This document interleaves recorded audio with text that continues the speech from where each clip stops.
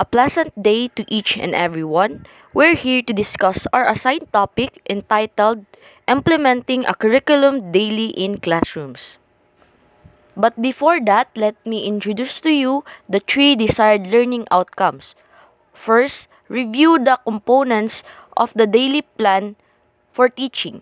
Second, identify the intended learning outcomes. Lastly, match learning outcomes with appropriate teaching methods.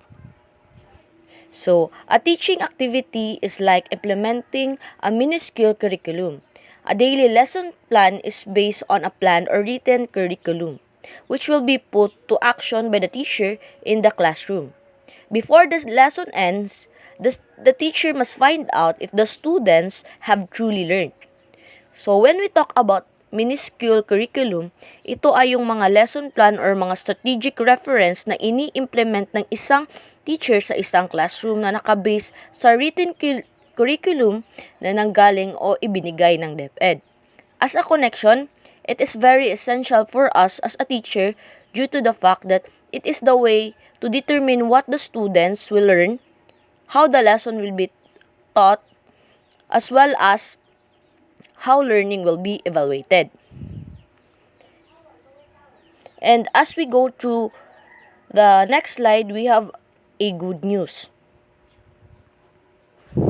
So it is the DepEd Order number 70 series of 2012.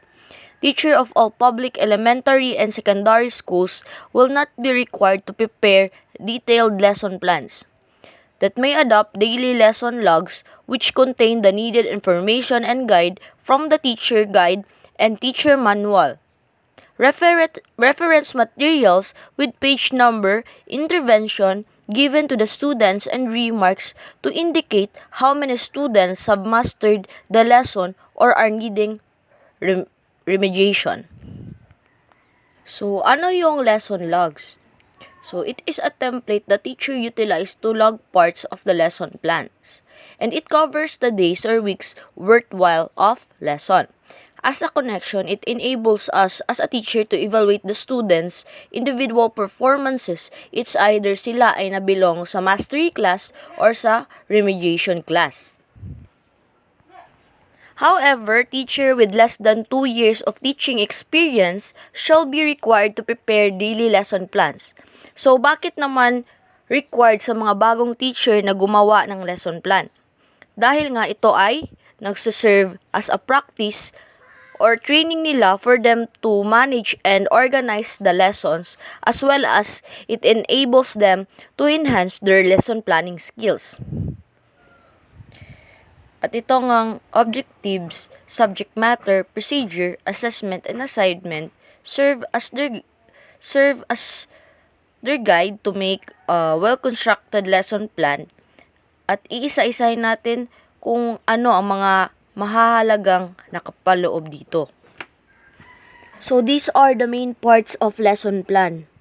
First is the objectives or the intended learning outcomes or ILO.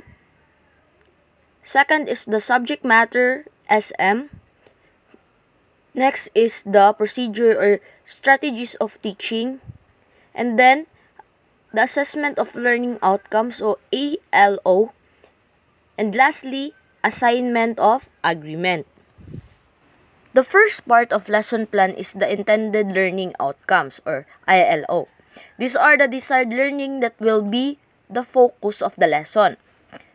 So, itong ILO or intended learning outcomes ay yung mga inaasahang matututunan ng mga estudyante after ng discussion. So, learning outcomes are based on taxonomy of objectives presented to us as cognitive, which means it deals with the mental skills, and then the affective, which deals on how we cope up in the situation, and the psychomotor, which deals with the physical coordination or the movements. So we have here the table, which is the Bloom's Taxonomy of 1956 and the revised Bloom's Taxonomy of 2001 na revise ng mismo estudyante ni Bloom na sina Lauren Anderson and David Krathwohl. So let's find out the difference.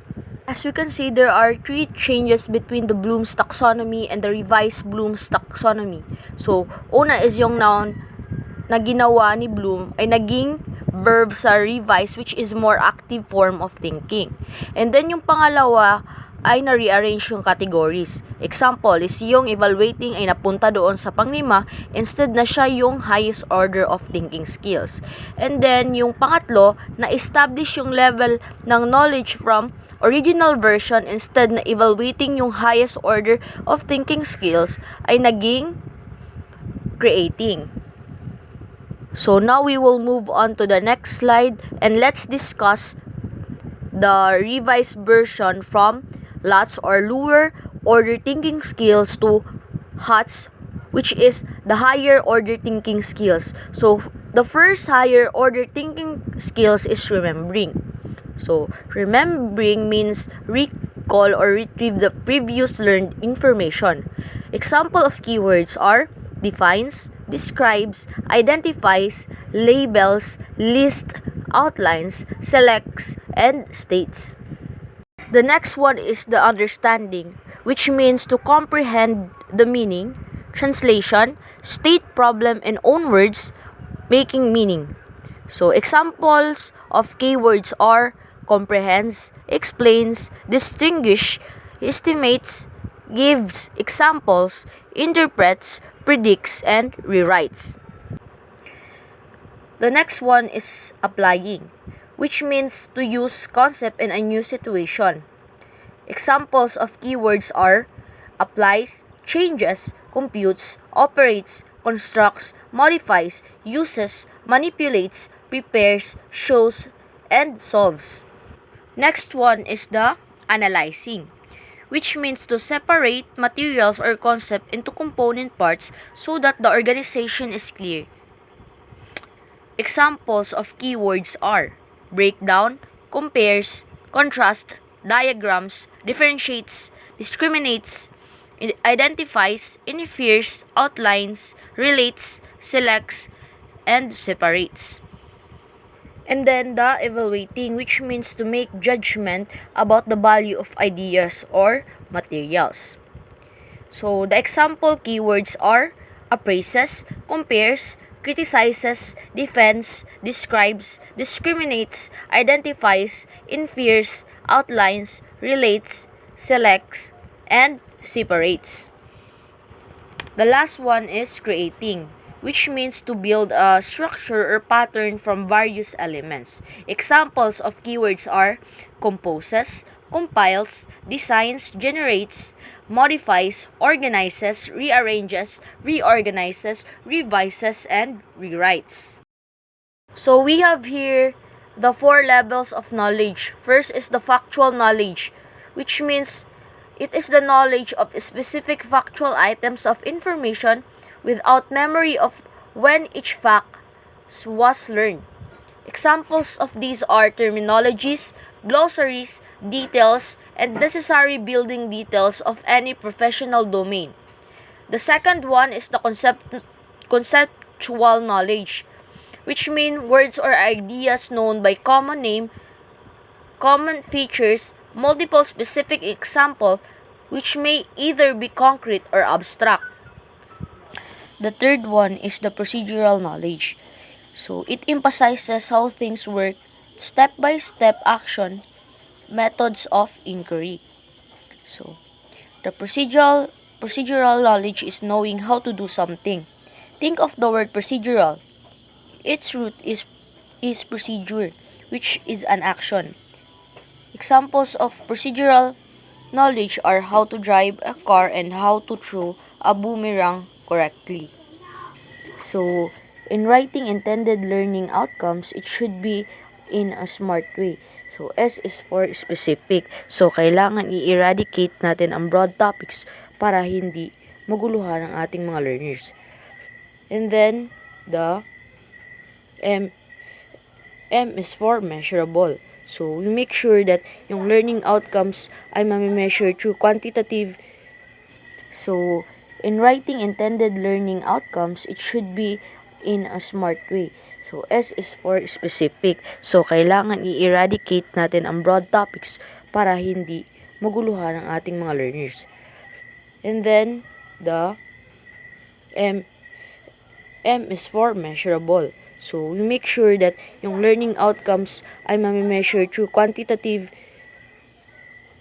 by using evaluation instruments para malaman kung may natutunan ba yung mga learners. The next one is letter A. A is for attainable. When making ang activities, it must be reached and not too difficult to achieve. And then, the result-oriented. So, kailangan naman ang lesson na diniscuss ay iikot lamang sa binigay na objectives. And the last one is the letter T. T is for time-bound. So, kailangan alam natin ng time frame kung gaano katagal yung kinukonsume sa isang discussion or yung allotted time.